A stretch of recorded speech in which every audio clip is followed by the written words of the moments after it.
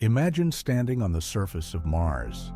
The sky above you is not the familiar blue of Earth, but a pale yellow, tinged with salmon at the edges, where the sun, noticeably smaller than it appears from home, is setting behind a ridge of ancient impact debris. The temperature outside your suit is -60 degrees Celsius, which sounds terrible until you realize that this is actually a relatively warm Martian afternoon. The atmospheric pressure around you is less than 1% of what your lungs evolved to breathe. And yet, within 100 years, 3 million people will call this planet home. This is the story of how they get there. Mars is often described as the most Earth-like planet in our solar system, which is technically true, but dangerously misleading. The thin atmosphere offers almost no protection from radiation. The soil is laced with toxic perchlorates. The cold is relentless.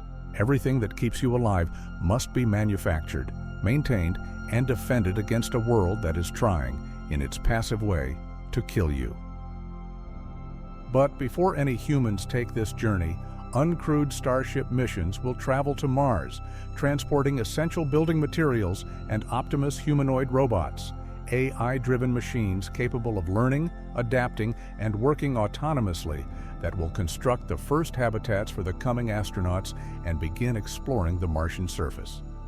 Unlike their human creators, these machines will never tire, never stop.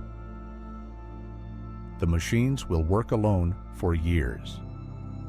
What they build will determine whether the humans who follow live or die. The robotic phase begins in the late 2020s. 5 uncrewed starships lift off during the Earth-Mars transfer window, each carrying Optimus robots and the equipment needed to establish a foothold on an alien world. The transit takes roughly 6 months. For half a year, 5 silver vessels drift through the blackness between worlds, sunlight glinting off their heat shields, Earth shrinking to a blue dot behind them, Mars growing from a rust-colored star to a disk to a world.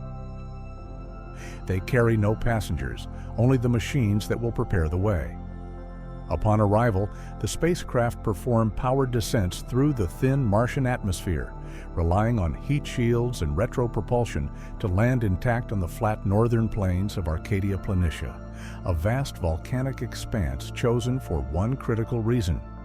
Water ice lies just centimeters beneath the rust-red surface, accessible to the machines that will extract it. The Optimus robots emerge into the Martian twilight and begin their work.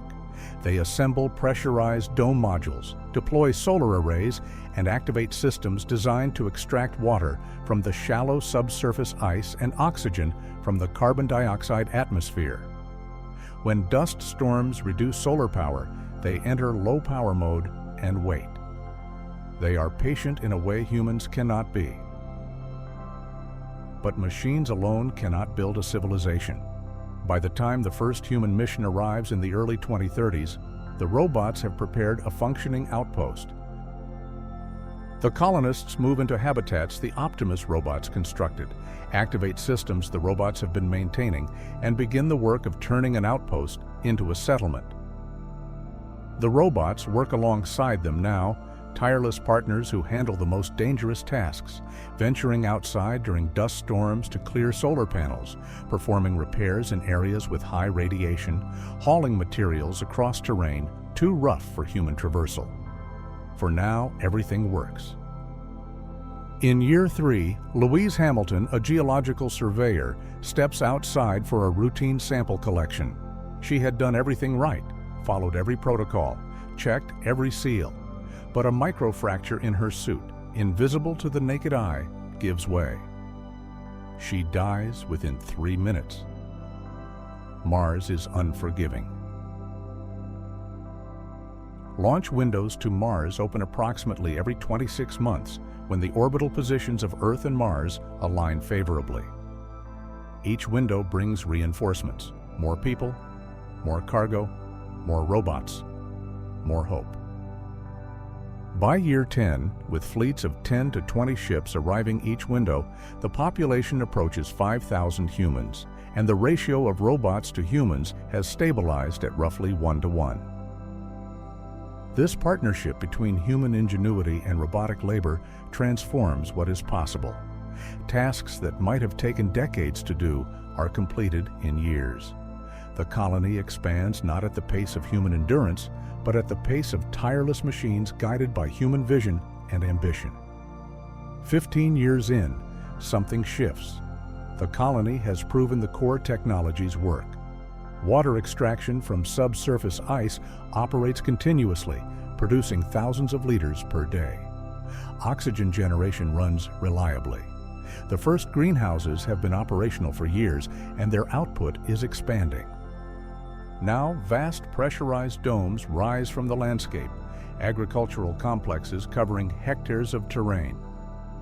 These are not modest greenhouses, but industrial-scale farms, their transparent walls glinting in the pale Martian sunlight, their interiors impossibly green against the red world outside.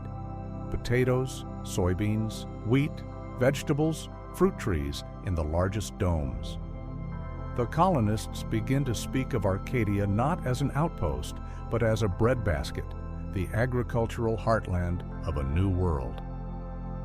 While Arcadia Planitia feeds the colony, Jezero Crater calls to its scientists. 4,000 miles away lies the ancient lake bed where NASA's Perseverance rover once searched for signs of past life, a crater that was once filled with water, fed by rivers that carved deltas into its rim billions of years ago, when Mars was young and wet, and perhaps not so different from Earth. By year 25, the colony establishes the Jezero Research Complex, a sprawling scientific installation spread across the ancient delta. Pressurized laboratory domes cluster along the fossilized riverbank. Drill rigs bore into sediments undisturbed for 3 billion years. Rovers fan out across the crater floor, probing rocks that once lay beneath flowing water. 300 scientists work here in rotating shifts, united by a single question: was there ever life on Mars? By year 40, with fleets of 100 or more ships arriving each launch window, each carrying 200 passengers, the colony's population has reached approximately 300,000. Local manufacturing expands dramatically during this period. Factories staffed by both humans and robots produce tools, spare parts, and construction materials from Martian metals. The colony begins fabricating its own solar panels, its own pressure vessels, its own vehicles, and eventually its own robots, built from Martian iron and powered by Martian-produced electricity. The colony has achieved what might generously be called precarious self-sufficiency. It can now survive the loss of Earth support. By year 80, the population approaches 1 million. This extraordinary growth reflects a deliberate strategy. From the earliest days, the priority has been to get as many people to Mars as fast as possible. A self-sustaining civilization requires not just technology, but scale. Enough doctors and engineers, farmers and teachers, artists and builders to form a society that can survive without Earth. Multiple cities have been established across the planet, connected by Hyperloops running at 1,400 miles per hour, carrying passengers and cargo in near-silent capsules that float on magnetic rails. A miner leaving Valles Marineris can reach Arcadia City in just 3 hours. By year 95, 3 great metropolitan centers anchor Martian civilization. Arcadia remains the largest, a sprawling metropolis of interconnected domes and towers housing over 1 million people. Many of the domes are so large you can't see the ceiling. It is the administrative and agricultural capital surrounded by the vast farming complexes that feed the planet. Marineris sprawls through the upper reaches of Valles Marineris, the great canyon system that dwarfs anything on Earth. Heavy industry thrives here. Mining operations extract iron and rare minerals from the canyon walls. Refineries process ore into the metals that build the growing civilization above. And Jezero has grown from research complex to city in its own right, the scientific capital of Mars, home to Hamilton University and the great research institutes. In the domes of Arcadia, students are taught science, engineering, art, and entrepreneurship. They are taller than Earth children, their bones shaped by weaker gravity, their lungs accustomed to recycled air. They are the first generation to call Mars home. Futurists once predicted that small populations cut off from Earth would rapidly develop their own customs, their own art, their own identity. No one on Mars goes hungry. No one is homeless. It is a peaceful society. They are starting fresh, and they intend to get it right. Standing on Mars 100 years ago meant almost certain death. In 2125, it means standing in the plaza of Arcadia City, surrounded by 3 million neighbors, looking up at a star-filled sky that finally belongs to you.